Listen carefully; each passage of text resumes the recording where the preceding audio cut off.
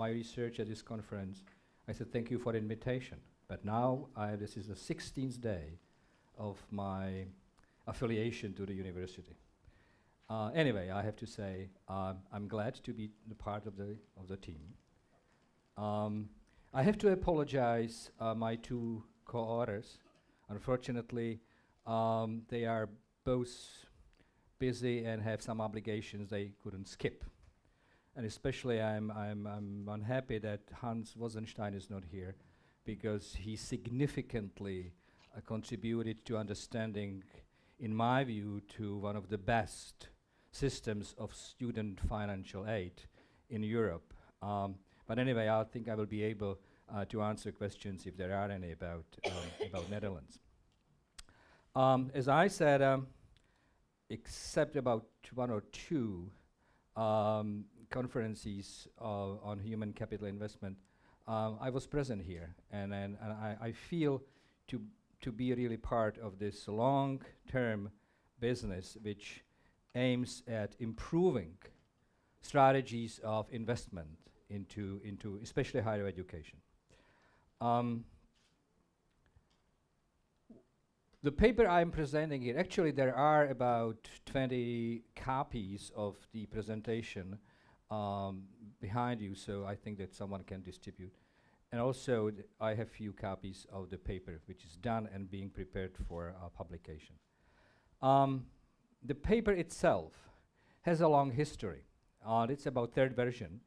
It was published already in Czech, but this is the first version in which we were able to use a really new data from Eurostudent 4 survey, which was implemented in 2009 in 24 European countries. So it's a really rich source of data to analyze, to understand how individual systems of student finance actually contribute to improving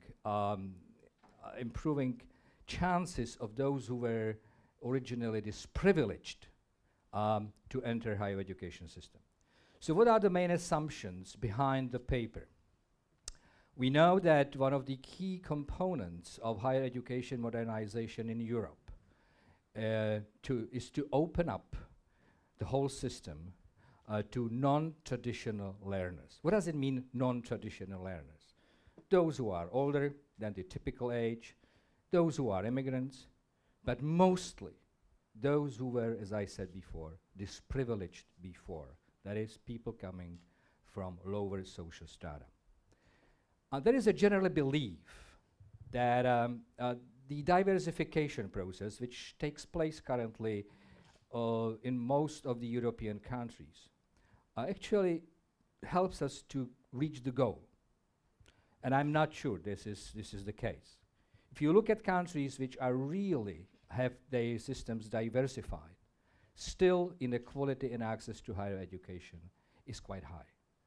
And our assumption behind the paper is that diversification itself cannot work unless we have really strong system of student financial aid. And this is the paper is all about. Unfortunately, most of these Central European countries, including the Czech Republic, Hungary, Poland, you will see soon the data proving that statement, are known for their either missing or very inefficient systems of student financial aid. And unfortunately, this is one of the facts that are hindering implementation or introducing fees. Because if the politicians, if they see the inequality in access, they say, if you introduce the fees, it will be even worse. So it's a sort of good strategy to postpone implementing the fees. So I guess, and my co-authors are of the same opinion, that if we really will be able to introduce efficient, well-working, well-targeted system of student financial aid, we could easily implement fees even in public universities. So the main focus of the paper is to assess the possible role of financial policies, especially student aid, fees, etc., in shaping socio-economic inequalities in access to higher education. Shaping means reducing, in fact. So what are the main questions? We were trying to answer using really strong data, as I'll show soon.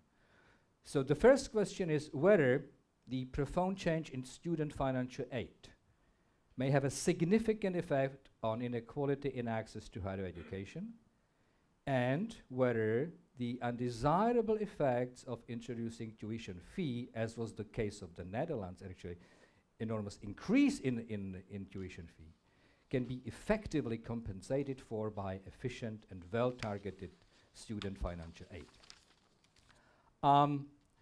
So the strategy of the paper is quite simple. We compare a long-term development of inequality and access to higher education in two countries with really different development of student financial aid, Czech Republic and the Netherlands, but similar in other factors which are known as quite important in shaping inequality in access to higher education, especially the degree of stratification and vocational specificity of secondary education system.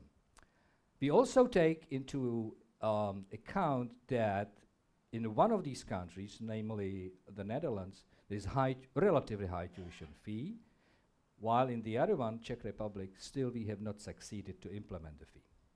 And we also, and because this is, we really want to understand how the system works, especially in favor of the lowest social strata, we concentrate or we focus namely on students from the lowest income groups.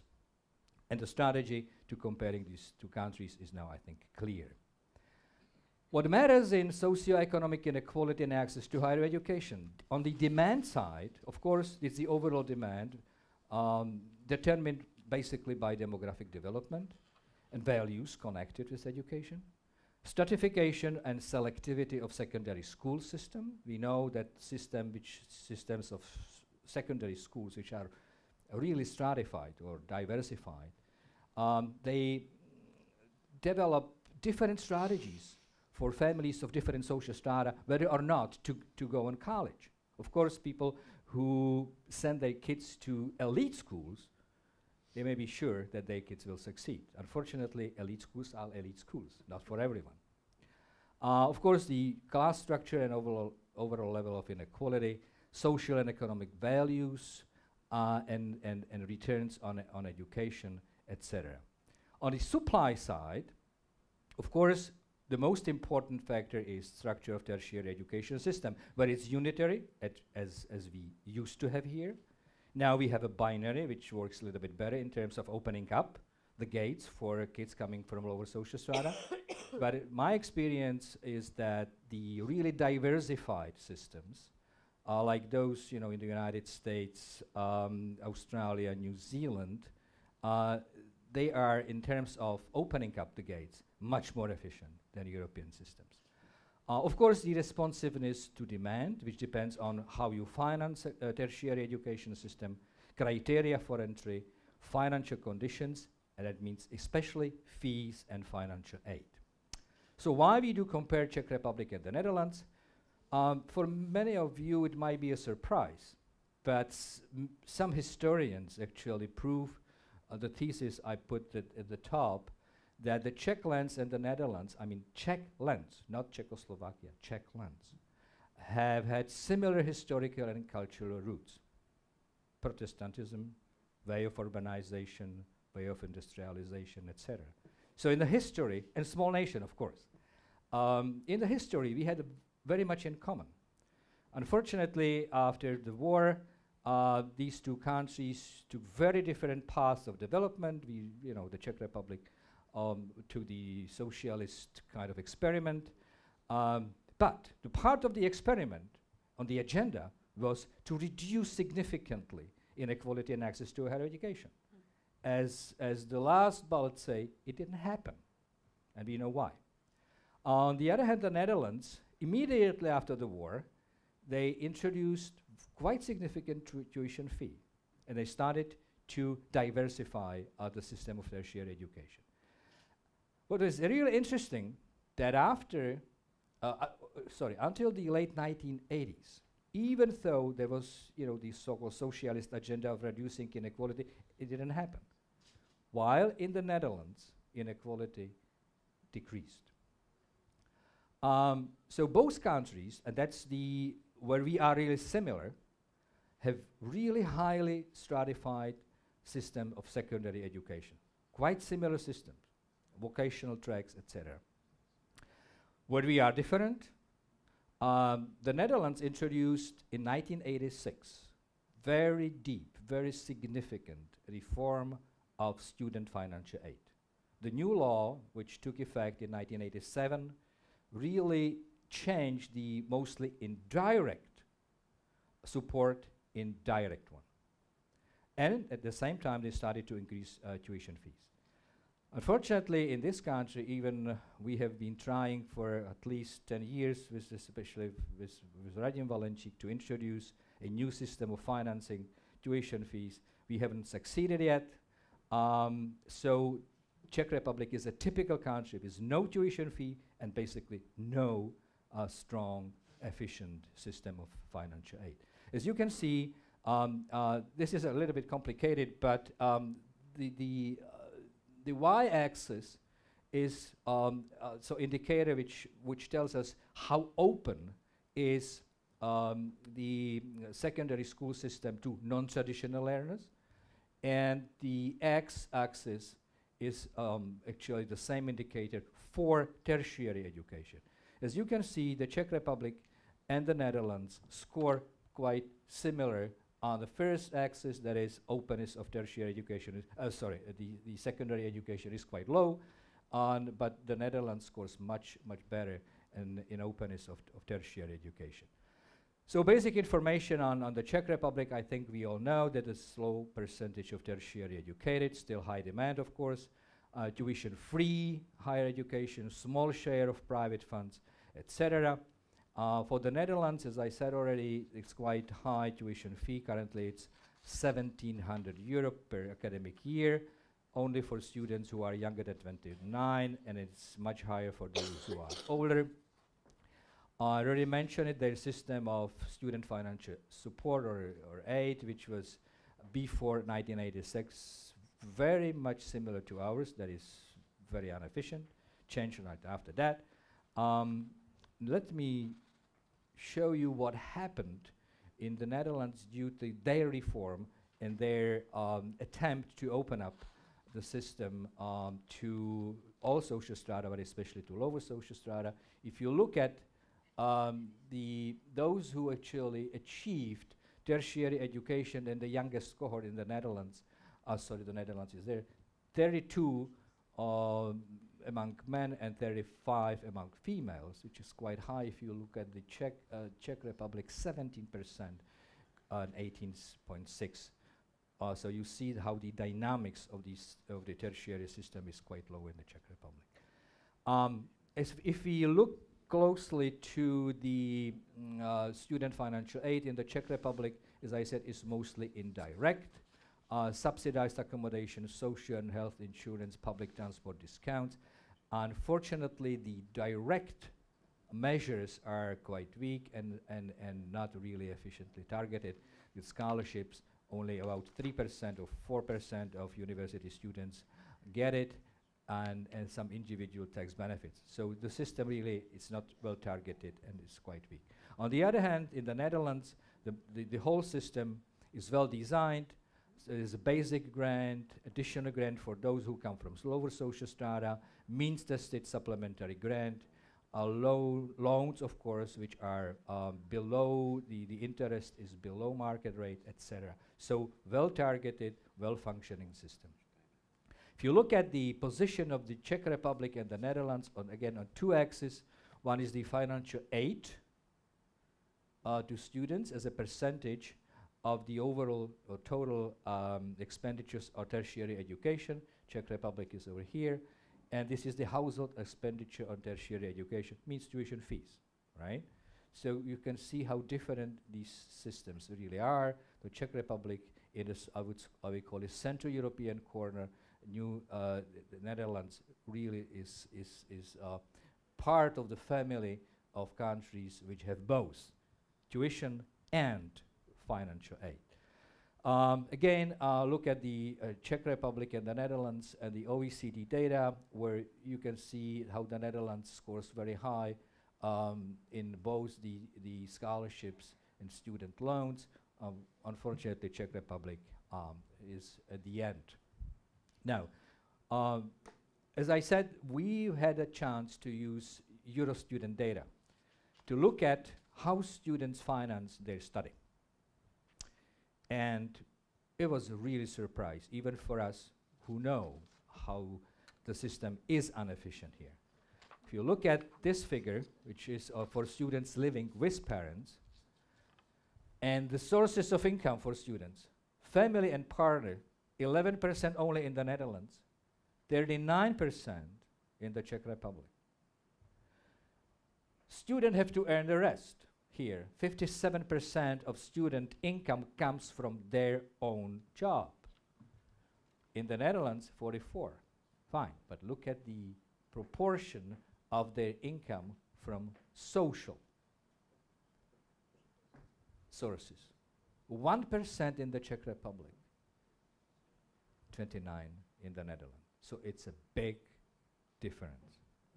If you look at other countries of the Central European family or post-communist family, you see it's quite similar. So it's a general pattern here. The same situation if you look at students not living with parents. Again, Czech students really have to cover their expenses either from the pockets of their parents or from their own job. 1 or 2% from social sources.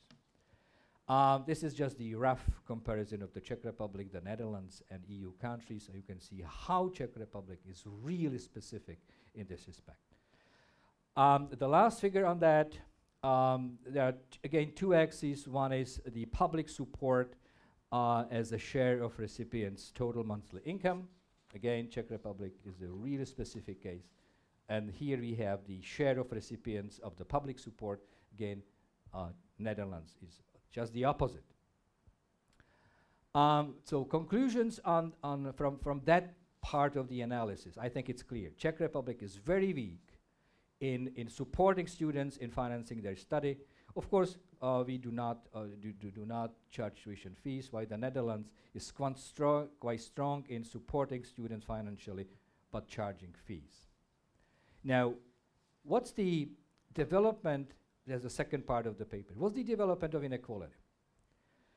This is not my analysis. I'm borrowing something from other sources, just to show how similar results we achieve using absolutely different type of data.